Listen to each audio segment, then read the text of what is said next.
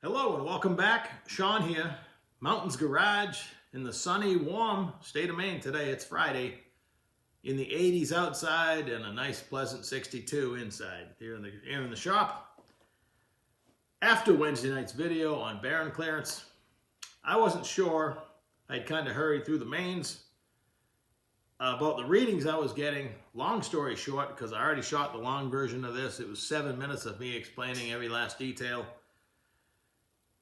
In a nutshell, the one-piece Barrens that are super expensive left me with too much clearance. When I got done figuring that out, I had already ordered a new dial bore gauge that'll go down to 2-inch because neither one of mine will, which I believe is the most accurate way to measure. So that'll be coming Monday. So for the 421, I'll be able to use that.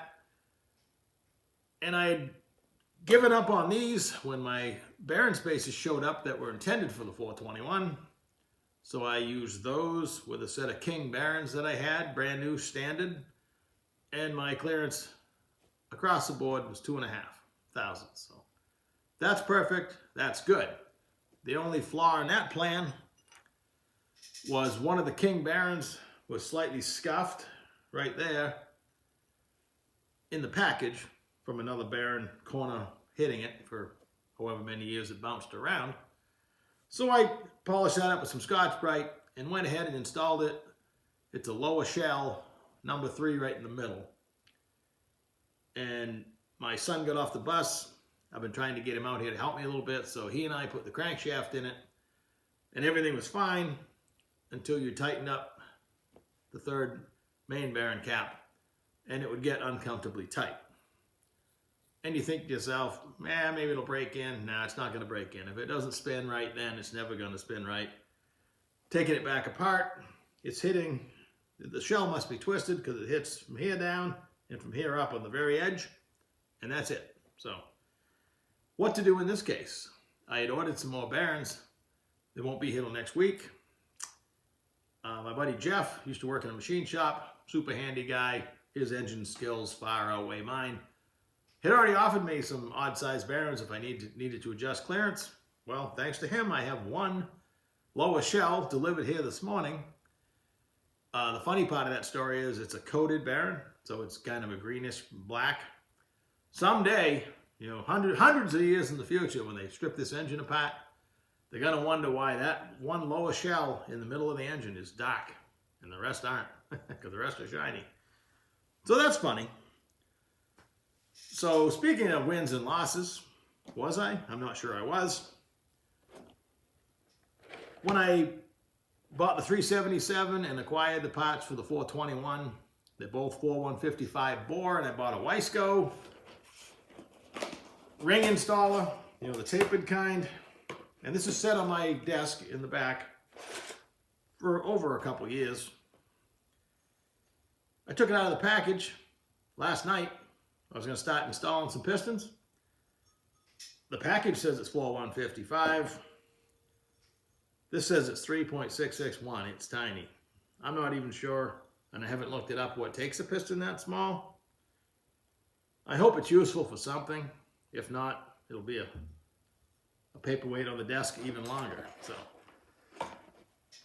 I am not without a ring compressor. I have a nice plier style.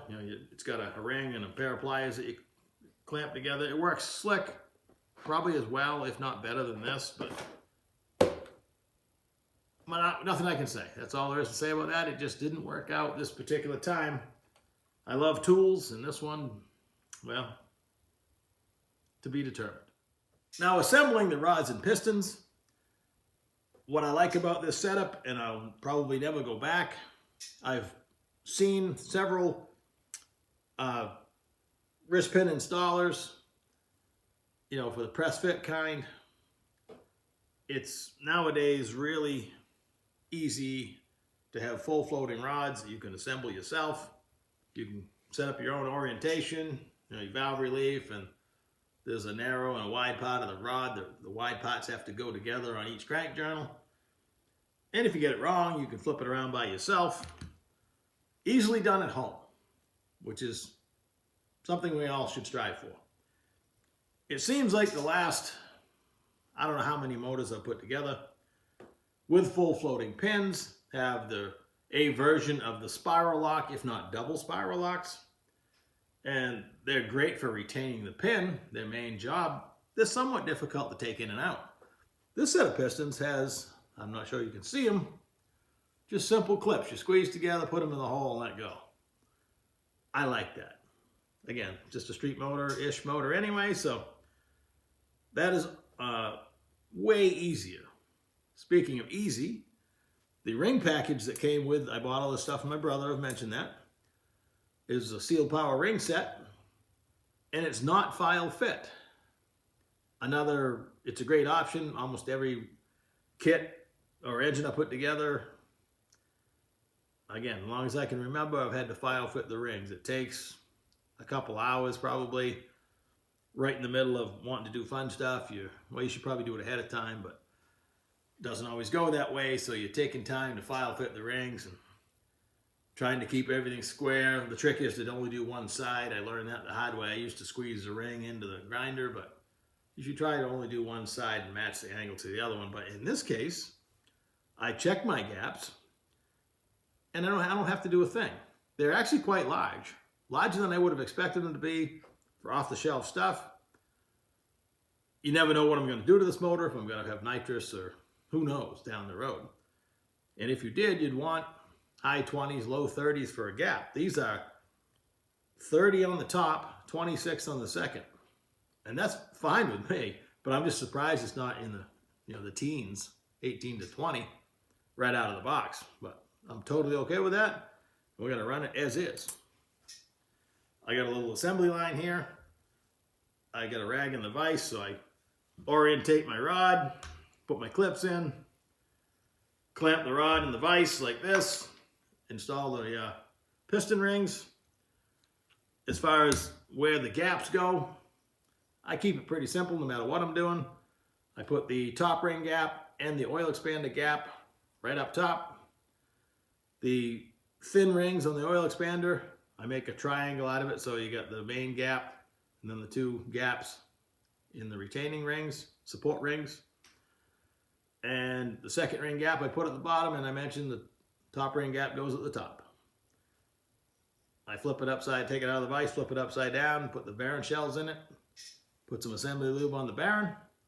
I put assembly lube on the wrist pin when I put the rod in. And I go and set it in the bore, but off to one side so it sits there. I walk up with my ring compressor. Just put it right over it and squeeze it, move it over in the hole, push it in. I do not put anything on my rod bolts to protect the journal. I put the throw at the bottom so I know I can put the piston into the cylinder and I'm nowhere near the crankshaft. And then I just reach underneath with my finger and guide it down over the crank. A smart person would protect those. I don't. Just the way it is. One of these days I'll make a mistake and wish I had.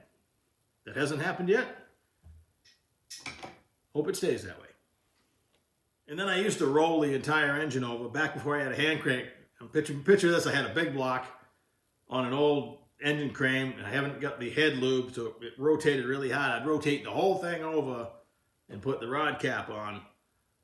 And then I finally got smart, and why don't I just get a rolling stool, sit down, and just go under from underneath. I mean, that's typical Sean doing it the hard way. But I learned that a long time ago. I have my little rolly chair right there, and put the rod cap on, tighten it with my speed handle, and when they're all installed, you torque them, because they're going to want to twist when you torque it, and if it's alone on the journal, it can throw everything out of whack. At least if it's two of them side by side, other than your side clearance, it's going to hold each other straight while you torque them up. So that's my procedure. I already have 4 in the engine, and I got 4 to go.